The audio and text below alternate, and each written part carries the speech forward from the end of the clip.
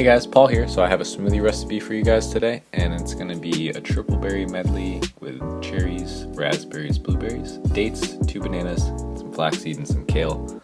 I don't know why I didn't have the kale out. So you're going to throw that all in a blender. Here comes in the infamous kale.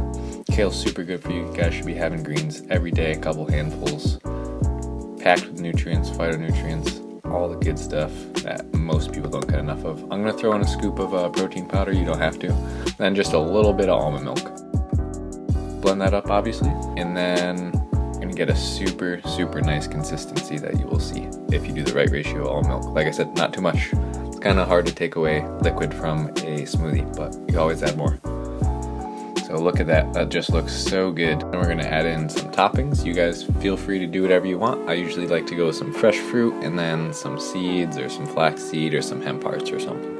So I got blueberries, banana, strawberry, some hemp hearts, and then some sunflower seeds. And this was so good. So let me know what you guys think of this recipe. Try it out and definitely give me some feedback below. And I would love to hear some recipe ideas from you guys. So let me know what you like in your smoothie bowls. Alright, see you in the next video.